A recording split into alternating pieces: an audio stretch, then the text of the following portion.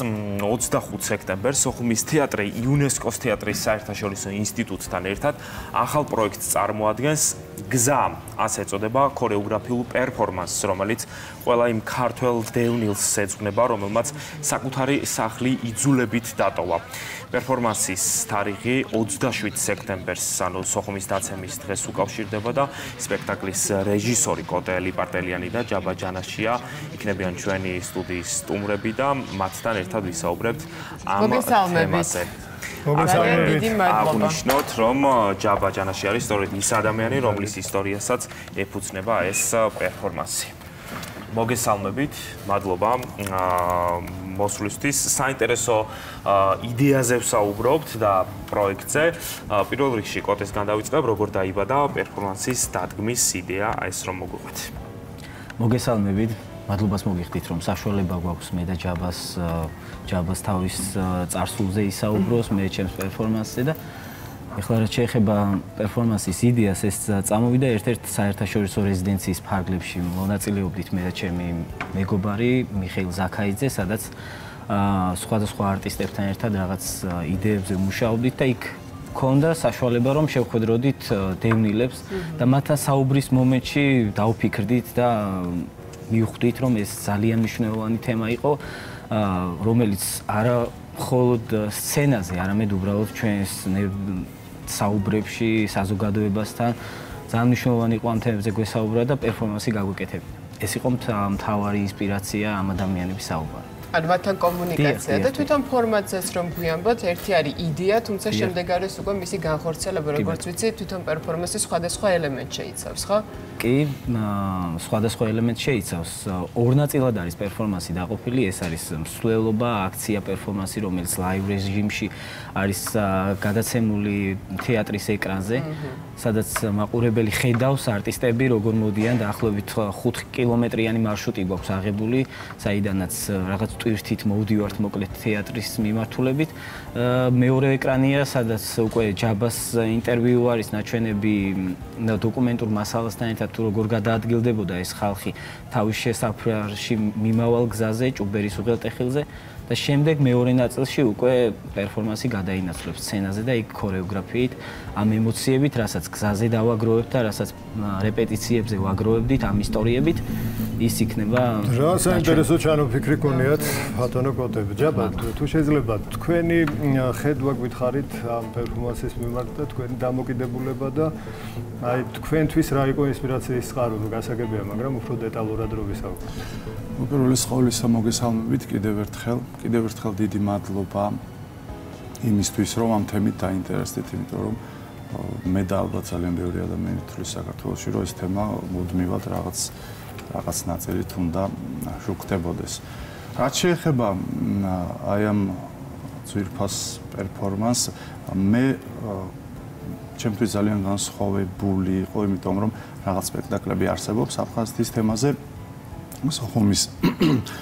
სოხუმის თეატრის კონსტანტინე გამსახურდიას თეატრსაც აქვს, აგრეთვე მეორე თეატრსაც აქვს, მე მუშაობ სოხუმის მოზარდ მაყურებელთა თეატრში და 27 სექტემბერს აი ამ სოხუმის თეატრში, სადაც ხვალ კოტეს სპექტაკლია, 27 სექტემბერს კიდევ ერთი სპექტაკლია, რომელიც აგრეთვე აფხაზეთზეა. ეს არის ერთადერთი წარმოდგენა, სადაც აი მე ჩემთვის ყველაზე განსხვავებული ის იყო, რომ ცხადია ყველა სპექტაკლს ვესწრები. ის რაზეც მე ვყვები, როდესაც მაყურებელი მოდის და ზის დანარჩენი სპექტაკლები, რაც მინახავს პირდაპირ იქ ხდება ხოლმე ადგილზე.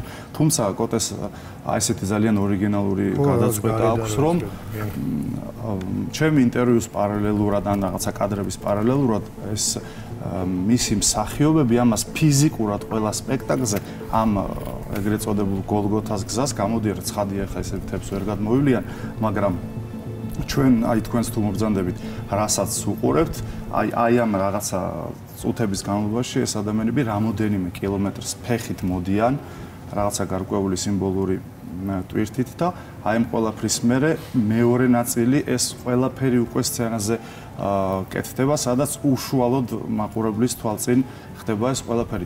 ჩემთვის ორმაგად, რა ვიცი, ალბათ ხუთმაგად მნიშვნელოვანი. ძალიან პირადი არის. დიახ, ჯერ ერთი მსახიობი ვარ. ყველასთვის ნაცნობი ისტორიები არის, საბოლოოდ ზოგადად რო თქვა, თუმცა მაინც ეს პირადი გამოცდილება თქვენი მოგონებებია, რომელიც დარწმუნებული ვარ საკმაოდ სევდიანი არის და აი თქვენ ისტორიაზეც რომ გითხრათ ძალიან ცოტა თქვენი გამოცდილება, თქვენი ემოციები როგორია, როდესაც საკმაოდ რთული არის პირველ რიგში გქონდეს ასეთი ემოციები კონკრეტულ თარიღებთან დაკავშირებით და შემდეგ უკვე ხელოვნების საშუალებით სხვასაც გაუზიარო ეს.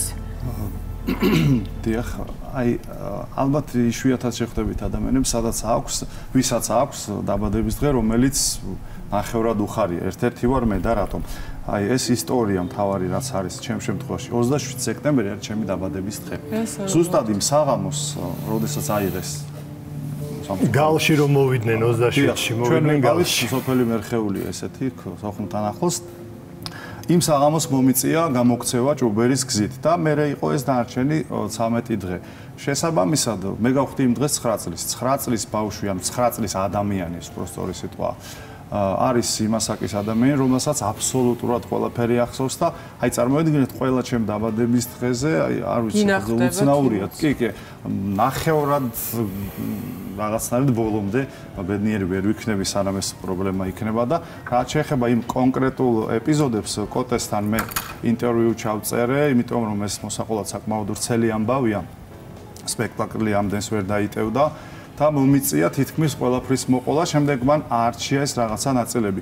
თუმცა იქ პირადად ჩემ შეგრძნებებზე თუ არის საუბარი, იქ სპექტაკლში რამოდენიმე კონკრეტული ისეთი რაღაცა არის, რომელიც აი 100%-ით შემოყოლილიდან გამომდინარეა და ხშირ რო გარეგმოდა არ მეტყობა მაყურებლებში სულ ზივარ, მაგრამ აი რაღაცნაირად ისე გამოდის, რომ ისევ იქ ვარ ხოლმე.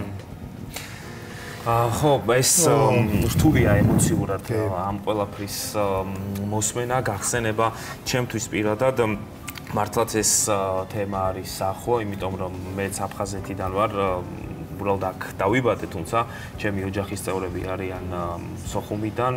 ეხლა თქვენ რასაც ყვებოდით, განმიახლდა ის ინფორმაცია, რაც ბავშვობიდან სულ მაქვს და რასაც მუდმივად მიყვებოდნენ ჩემი ოჯახის წევრები და ალბათ ეს პერფორმანსიც ერთგვარი აი მნიშვნელოვანი არის თქვენ სწორად აღნიშნეთ თავიდან რომ მუდმივად უნდა ხორციელდებოდეს არა მხოლოდ ასეთი სპექტაკლები ან ფილმები მუდმივად უნდა იყოს რაღაცა პატარა მაინც რომ ჩვენ მუდმივად გვახსოვდეს ის დროებით დაკარგული ტერიტორია მოუშუშებელი ჭრილობა ნამდვილად და ამ მოუშუშებელი ჭრილობის მიღმა არის ადამიანური ისტორიები რომლებიც შემდეგ უკვე ხელოვნების შთაგონების წყაროდ რჩება. მე ძალიან დიდ წარმატებას გისურვებთ.